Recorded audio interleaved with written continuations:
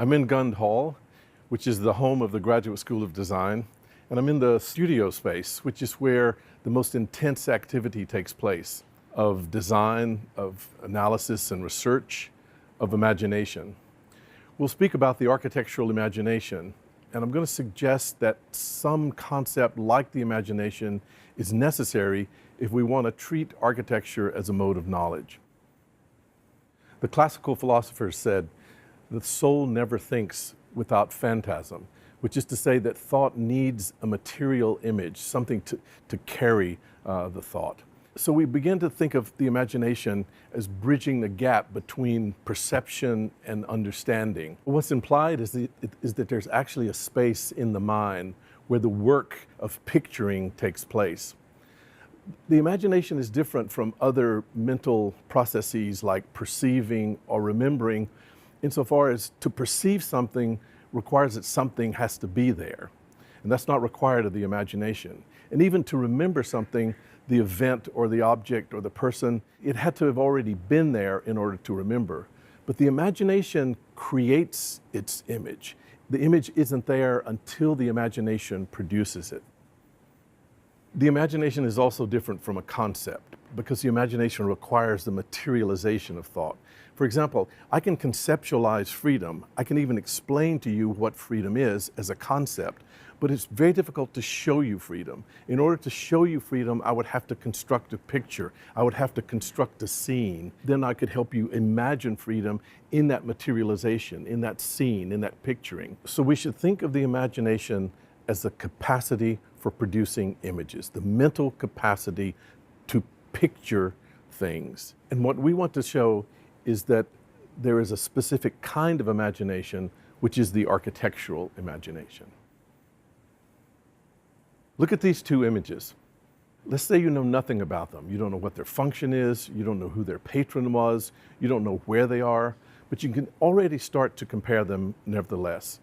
One is made of stone, the other one is made of white stuff and glass, probably wood or steel. Look at how they meet the ground. One is nestled into the ground. It sort of almost seems to be emerging from the earth. Indeed, some scholars would say that it even compares itself to the landscape and to the mountains around it. It almost wants to become like a mountain. Now, the other one is also very conscious of the landscape, but it's lifted off the earth. It doesn't emerge from the earth, but it kind of perches on the earth. But both of them are conscious of the ground.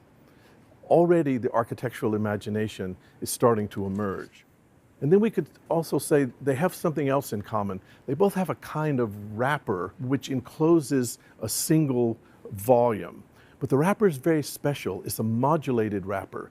It's made of columns, even though one has stone columns, one has steel columns. Even though the columns have different spacings, the space in between the columns is important. The proportion of space in between the columns and the rhythm of the columns is important. And then look at how the columns meet the horizontal beam, or what we call the entablature.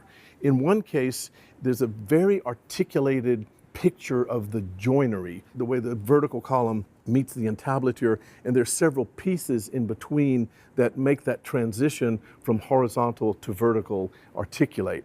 Now, the other one doesn't have all those pieces, but it almost seems like there's still great thought about the pieces, but it's a kind of negation of all the articulation, and yet in the very negation, the intensity of that joint is still made.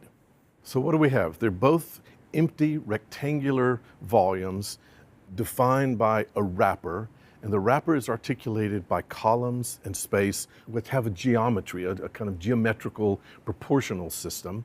They both pay a lot of attention of how they meet the ground, and they both pay a lot of attention about how they're in a landscape.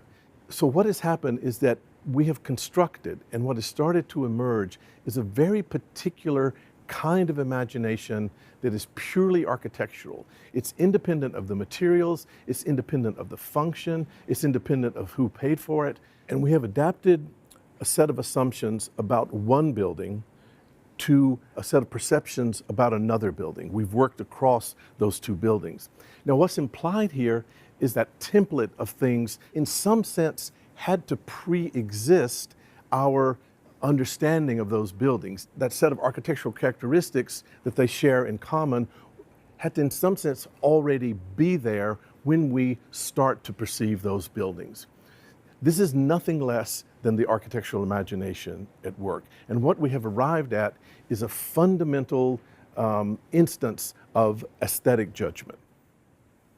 In the comparison, that set of assumptions emerged, and it is as if it pre-existed in order that you could make the comparison in the first place. So what's happening is that, let's say, a very old building is shaping our perception of a very new building, but also that more modern building is shaping our perception of the old building. And it seems as if that template of items and assumptions that we made about the wrapper, about the ground, about the landscape, it seems as if those assumptions pre-existed our perception.